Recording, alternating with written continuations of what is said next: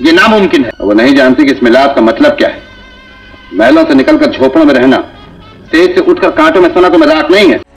बेहतरीन अभिनेता होने के साथ भोजपुरी सिनेमा के पितामह थे नजीर हुसैन। देश की आज़ादी में भी निभाई थी अहम भूमिका।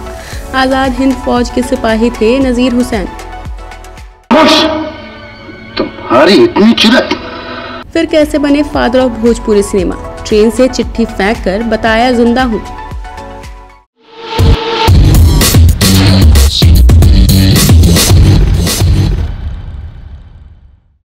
अगर मैं बदला लेना चाहूं तो अपने एक इशारे से तुम्हें ख्वाब में मिला सकता हूं।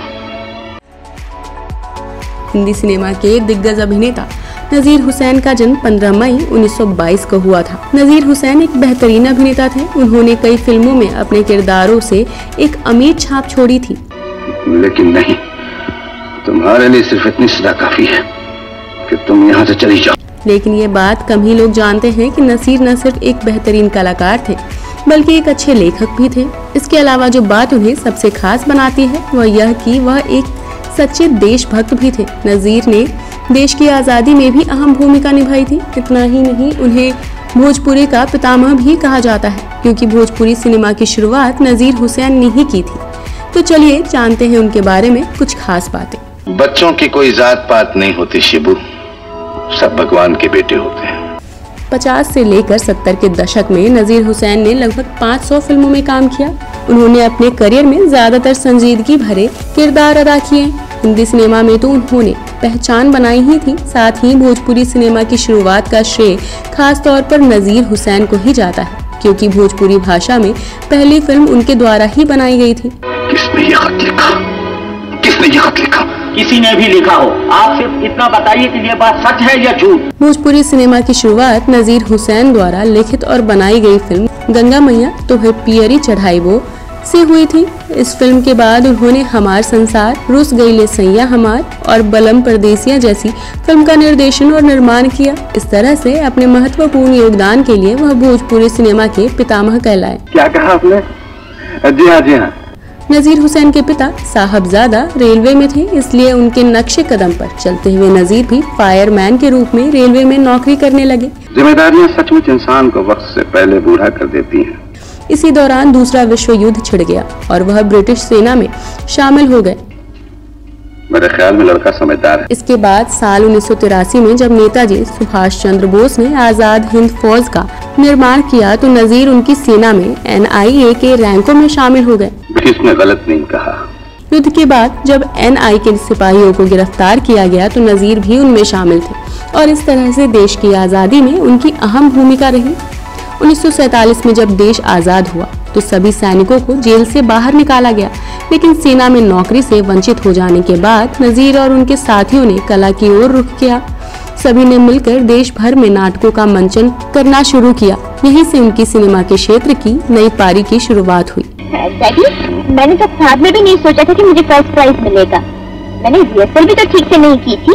बेटी, रिहर्सल तो अनाड़ी करते हैं। फिल्म उद्योग में काम करने के लिए नजीर कलकत्ता आए और यहाँ पर उन्होंने बिमल रॉय के सहायक के रूप में काम किया। 1950 में उन्होंने आजाद हिंद फौज पर आधारित फिल्म पहला आदमी के संवाद लिखे। बिमल रॉय द्वारा निर्देशित इस फिल्म में नजीर ने डॉक्टर का किरदार भी अदा किया और इसी के बाद से कैमरा के सामने उन्होंने भूमिकाएं निभाना शुरू कर दी। हाँ, देखिए आइएगा जरूर, मैं परसों आपका इंतजार करूंगा। अच्छा, नमस्ते। नजीर हुसैन के जीवन को यदि देखा जाए तो वह एक प्रेरणा थे। हिंदी सिनेमा ने दर्शकों को एक से बढ़कर एक दिग्गज अभिनेताओं से रूबरू कराया। इन्हीं में एक नाम नजीर हुसैन का भी आता है। नजीर अभिनय के भगवान के नाम से भी जाने जाते हैं। अदायगी में उनसे बेहतर आज भी किसी को खोज पाना संभव नहीं है।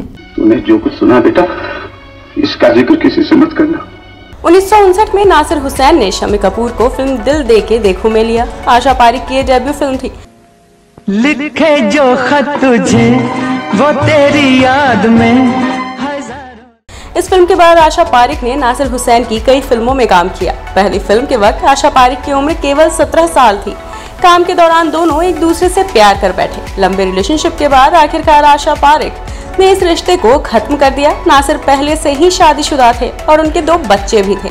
आशा पारेख नहीं चाहती थी कि उनकी वजह से किसी का घर टूटे। एक इंटरव्यू में आशा पारेख ने कबूल किया था कि उन्होंने जिंदगी में सिर्फ नासिर हुसैन से ही प्यार किया। नासिर से रिश्ता टूटने के बाद उन्होंने कभी शादी नहीं की। आशा पारेख ने बताया कि मेरी माँ हर हाल में मेरी शादी कराना चाहती थी, लेकिन मेरा मानना था कि जब तक कोई मनपसंद न मिल जाए तब तक नहीं करूंगी। ना ही मुझे कोई मिला और फिर ना ही मैंने शादी की। नासिर हुसैन रिश्ते में एक्टर आमिर खान के चाचा लगते हैं। नासिर हुसैन के बेटे मंसूर खान ने ही आमिर के लिए फिल्म कयामत से कयामत तक और जो जीता वही सिकंदर डायरेक्ट की। कयामत से कयामत तक की कहानी और डायलॉग नासिर हुसैन ने ही लिखे थे। ऐ मेरे हमसफर यह दोनों फिल्में आमिर के करियर में मील का पत्थर साबित हुई। हिंदी सिनेमा में योगदान के लिए नासिर हुसैन को 1996 में फिल्म फेयर का स्पेशल अवार्ड दिया गया। 2002 में मुंबई में दिल का दौरा पड़ने से उनका निधन हो गया था। अपनी माँ से नहीं, सरिता से नहीं। क्यों मामा जी? मैं जो कह रहा हूँ बेटा नहीं करना। अभिनेता हमारे बीच तो नहीं रहे, लेकिन उनकी फिल्मों ने आज भी उन्हें सबके बीच अमर किया हुआ है। नजीर हुसैन एक बेहतरीन अभिनेता थे, इसमें कोई दो राय नहीं है कि नजीर ने हमेशा अपने अभिनय से सबको अपना दीवाना बनाया है। आपको बता दें कि नजीर न केवल एक अच्छे कलाकार थे बल्कि एक अच्छे लेखक भी थे। नजीर ने देश की आजादी में बेहद ही अहम भूमिका निभाई है। तुम्हारा भी दिमाग खराब हो गया? क्या तुम भी चाहती सरिता की किस्मत उस कंगाल के हवाले कर दी जाए? सन 1947 में जब देश को आजादी मिली तो नजीर को जेल से रिहा कर दिया गया था। जेल से रिहा होने के बाद नजीर ने कला की ओर रुख किया और नाटकों का मंचन करना शुरू कर दिया। साल 1950 में पहली बार नजीर ने फिल्म पहला आदमी के संवाद लिखे। यही नहीं, इस फिल्म में नजीर ने डॉक्टर का किरदार निभाया था।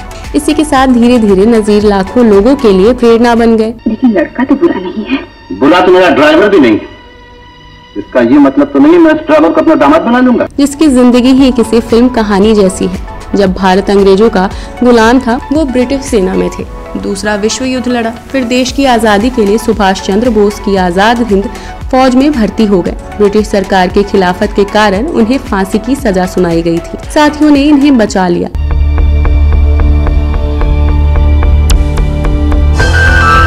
लंबे समय तक घर और गांव वाले इन्हें मरा हुआ ही समझते रहे। एक दिन अंग्रेज उन्हें ट्रेन से दूसरे शहर ले जा रहे थे तो अपने गांव के स्टेशन पर चिट्ठी फेंक कर ये सूचना घर वालों तक भिजवाई कि ये जिंदा है। आजादी की लड़ाई में नेताजी सुभाष चंद्र बोस का दिया था साथ। जी हाँ, भारत वापस आए तो अंग्रेजों की गुलामी से इनका मन भर चुका था। 40 के दशक में पहले ही देश में आजाद हिंद फौज बन चुकी थी, जिसकी कमान नेताजी सुभाष चंद्र बोस के हाथ में थी।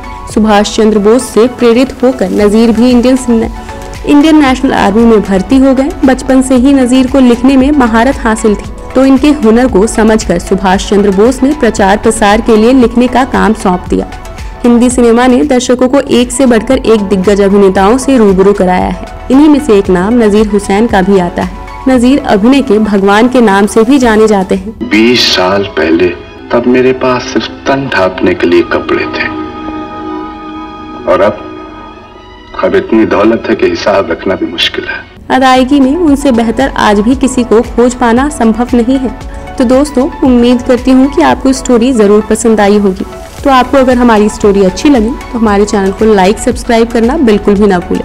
अब अपने दोस्त एंड होस्ट शिवानी को दीजिए इजाजत। नमस्कार।